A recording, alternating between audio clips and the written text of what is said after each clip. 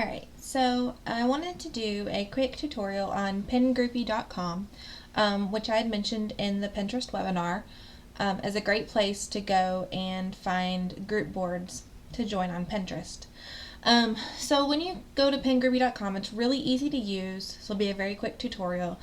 You will come to this main screen, and it'll bring up a lot of different types of boards automatically. But don't worry about that. Basically what you want to do is you want to go over here and you can leave this category at all, or you can narrow it down to your specific board category that you're looking for if you want to. I find I get better results if I just leave it at all.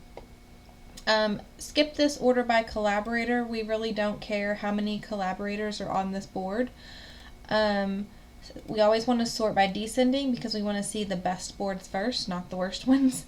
And then I always leave the title blank, and I just put over here in description a few keywords. So if I were, for instance, looking for some, crochet boards, or boards that have, group boards that have anything to do with crochet, could type in crochet, and it'll bring up all these boards.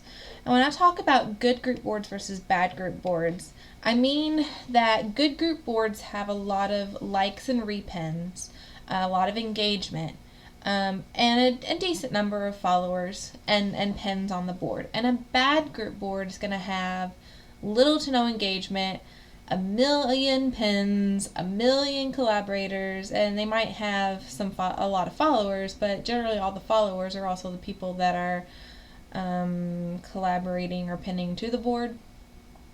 So if we just look at this first one, I know I've said before, those Etsy boards, the Etsy share boards, are generally really bad, and this is why. So the first board it brings me is this Etsy Traffic Lab, and it has a lot of pins, has over 53,000 pins. So your 1 or 2 or 10 or however many pins you put on this board are going to get lost because people are pinning to this board like crazy. There's a lot of collaborators, so a lot of people dumping a lot of pins on this board. And yes, it has a lot of followers, but look at this engagement. Now this only tells me on page 1 of the board, so the very first page that you see that you scroll through, but that's terrible engagement. It means everybody's coming here, dumping a pin, and then leaving the board, and nobody's repinning anything. It's not a board you need to waste your time being a part of, because the whole point of being on a group board is to increase your visibility and increase the chances of your pin getting repinned. So if nobody's repinning or even liking the pin, there's no point in you putting your pin there. So if we go down through here, I want to sort this descending, but I want to sort it by either likes or repins. Either one will do the job. It'll tell you the amount of engagement. And then click filter, and it'll pop up this board for me. So right now this first board is right here that has a lot of repins and likes on it. Doesn't have a lot of pins, meaning you're not going to get lost. Has a good number, but not a lot. All-inclusive group, no matter what type of plan you're following. That doesn't seem like it has anything to do with crochet, but the title says it does, so we can open it in a new window just to see what it's all about. Hodgepodge crocheters, inclusive group. So I don't know. Not really sure what this board is about. I'm not going to say that I would recommend this board for anybody that crochets. So basically though, you could go down here, Moogly pattern projects, free patterns from crocheters, blogger crochet patterns we love. Here's one that just says crochet. You can hover over the description. It says patterns and techniques.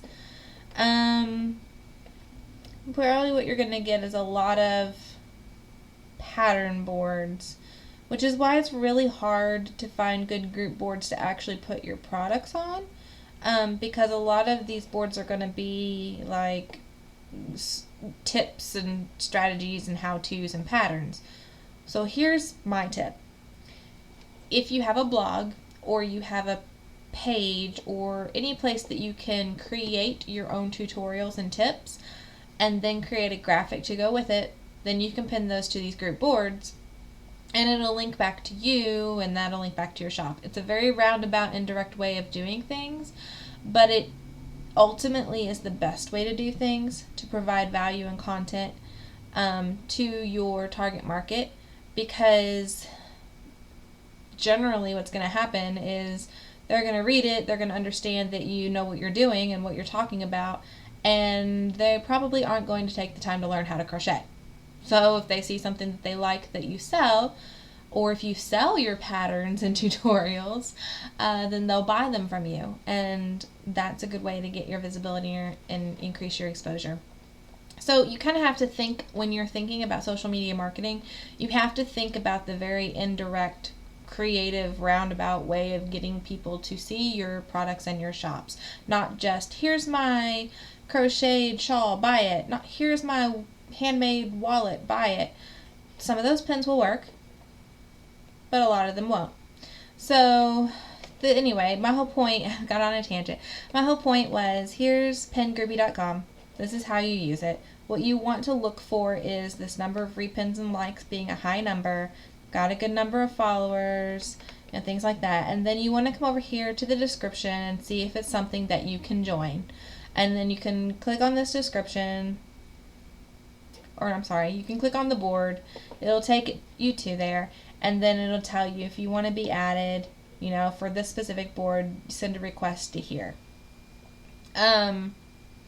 Not all boards will give you directions, so if you want to figure out how to be added, you can go to the circle all the way over here on the left, and you can follow them. Sometimes you can try to send them a message. Not everybody will let you send them a message. You might have to follow them first, but if you can't, if it doesn't give you directions, you can try to comment on a pin made by the person who created the board, or go to the person who created the board and try to message them and ask them to join. Group boards are a pain. They really are. You may get one or two. The good ones are hard to join. The ones that are Etsy free-for-alls are pretty easy.